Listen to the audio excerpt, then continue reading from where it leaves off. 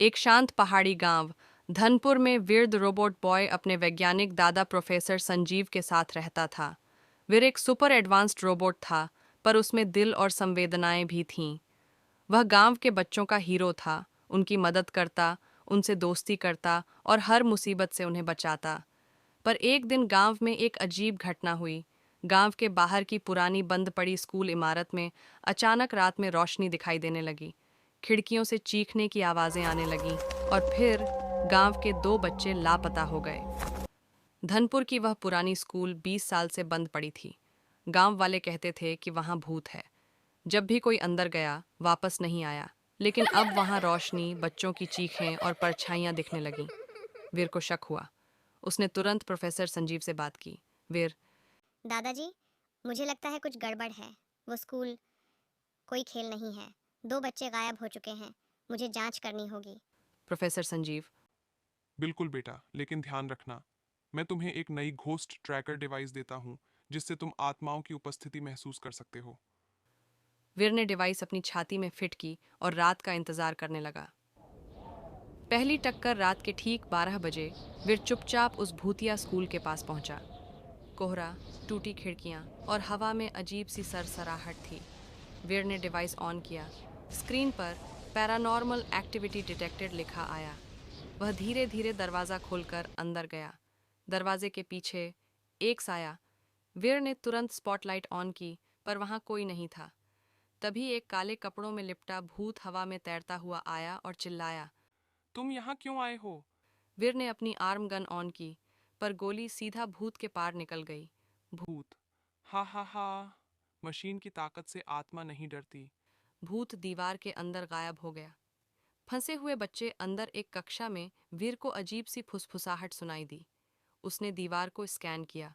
वहां एक सीक्रेट तहखाना था। वीर नीचे उतरा तो देखा दो बच्चे पिंजरे में बंद थे और उनके चारों ओर काले साए घूम रहे थे। बच्चे भैया, हमें बचाओ। वो हमें आत्मा बना देगा।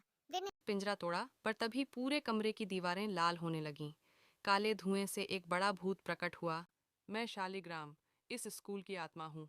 ये मेरी दुनिया है। वीर ने शालिग्राम की आत्मा की स्कैनिंग की और सच्चाई पता चली।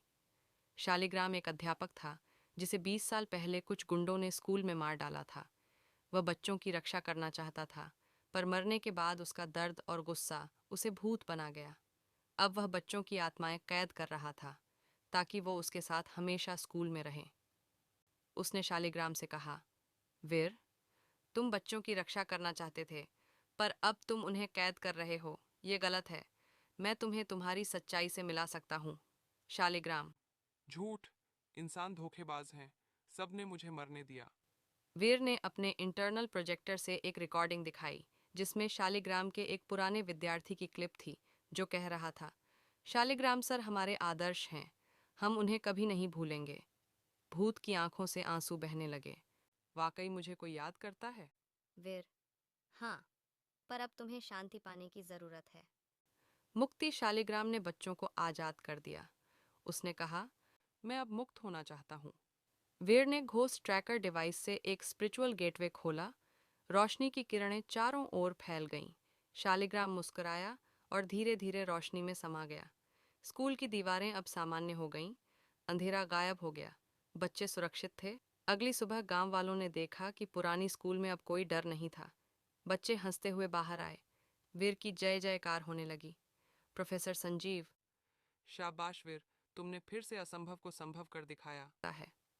समापन। पुराना स्कूल अब एक संग्रहालय में बदल दिया गया, जिसमें शालिग्राम सर की प्रतिमा लगाई गई और लिखा गया, जिसने बच्चों को शिक्षा दी वो आज भी उनकी रक्षा करता है।